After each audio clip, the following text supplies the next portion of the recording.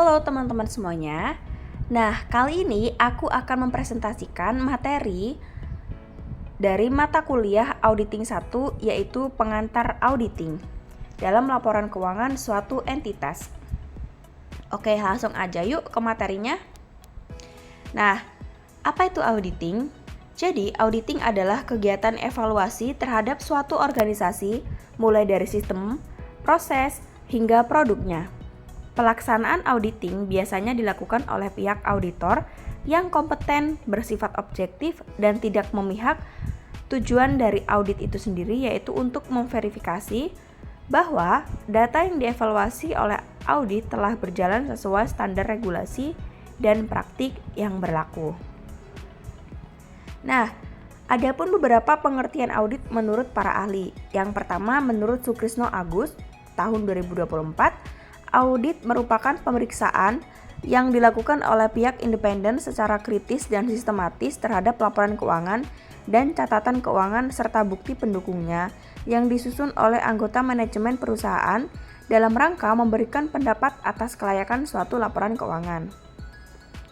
Yang kedua, menurut Arens dan Lebeke 2003, audit merupakan suatu proses pengumpulan sekaligus evaluasi terhadap bukti informasi terukur pada suatu entitas ekonomi secara kompeten dan independen dalam menentukan dan melaporkan bahwa informasi yang tersedia telah sesuai dengan kriteria yang telah ditetapkan.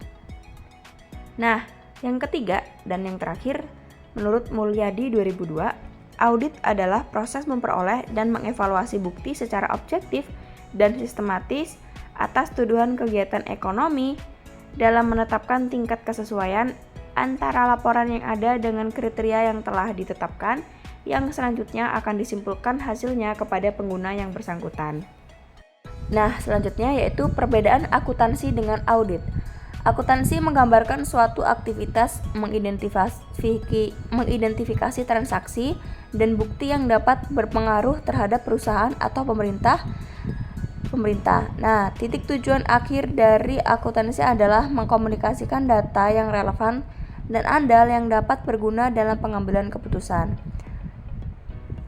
Nah, kalau audit adalah atau auditing, laporan keuangan mencakup kegiatan dalam memperoleh dan menilai bukti yang berkaitan dengan laporan keuangan. Auditor meneliti tingkat kelayakan atau kewajaran suatu laporan keuangan, apakah telah disajikan secara wajar sesuai dengan prinsip akuntansi berterima umum PABU atau tidak.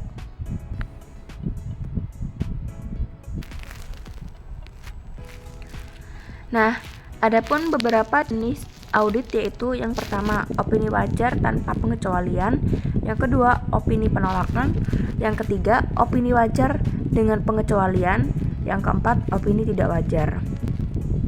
Nah, adapun beberapa tujuan auditing yaitu yang pertama, kelengkapan atau completeness, yang kedua, ketepatan atau asuransi untuk memastikan transaksi atau saldo, yang ketiga, eksistensi, yaitu semua kewajiban dan aset yang tercatat memiliki waktu dan tanggal tertentu yang tidak efektif.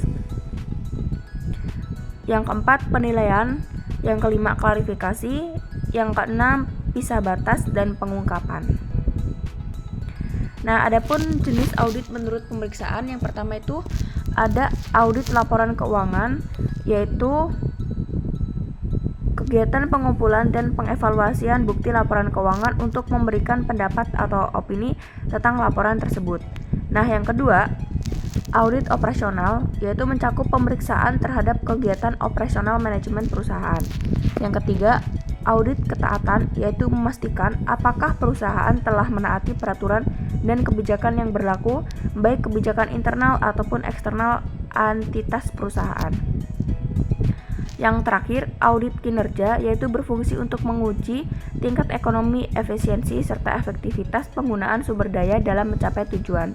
Jenis audit ini bersifat kualitatif dan analitis dengan mengungkapkan indikator standar dan target kinerja. Jenis audit menurut luas pemeriksaan.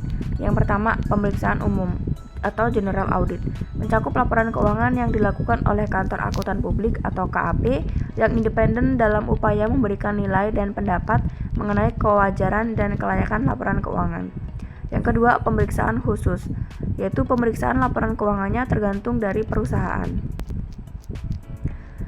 Nah, adapun beberapa standar audit. Yang pertama, satu hal yang mengharuskan keahlian atau kompetens.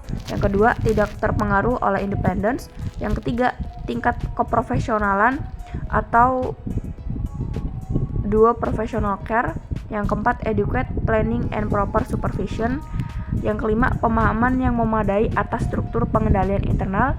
Yang keenam, bukti audit yang kompeten. Yang ketujuh, harus sesuai dengan prinsip akuntansi atau financial statement presented in accordance. Yang kedelapan, harus konsisten atau konsistensi in the accordance. Yang kesembilan, isi laporan harus dipandang mencakup semua hal yang memadai. Dan yang terakhir, experience of opinion atau pendapat yang sesuai. Nah, adapun standar umum yaitu auditor atau pelaksanaan audit adalah seorang atau lebih dengan keahlian yang pengalaman, pelatihan teknis yang memadai. Dan yang terakhir, standar lapangan yaitu seluruh pekerjaan disarankan dengan baik dan matang serta pemahaman yang memadai atas pengendalian internal. Oke, segitu aja presentasi dari aku. See you.